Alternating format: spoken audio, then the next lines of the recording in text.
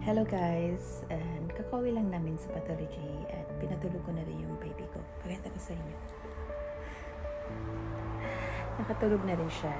And today's video, I want to share with you about life. Kasi napanood ko kasi yung kay Danny Pareto na video, and she said in there, life is what you make it. It's a very small word, but it's very big impact for me. Kasi na-realize ko, yung napanood ko siya, na-realize ko, totoo nga no, tayo yung pipili ng buhay natin. Hindi natin sisihin yung ibang tao, bakit yung buhay natin ngayon is ganito. Before, I was thinking, sinisisi ko mama ko, sinasabihan ko mama ko, bakit ganito yung buhay ko, bakit ganyan. Sabi ko ganyan, mama umiiyak. I'm very open with my mom. And I told my mom about that, then I realized just now na ikaw pala yung gagawa kung gagawa ng buhay mo ng gusto mo. Kasi your choice will determine your future. Parang ako naiyak. Naalala ko lang yung mama ko. And it's very important na pipili ka ng tamang tao sa buhay mo. Pipili ka ng tamang kaibigan.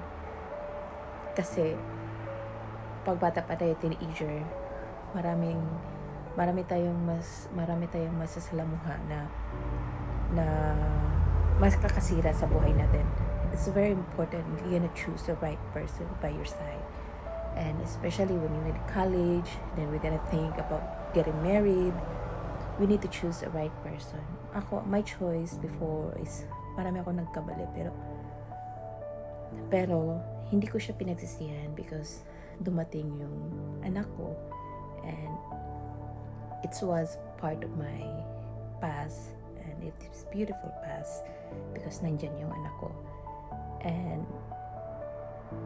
nakasabi lang ako, especially mga young people today, is choose wisely.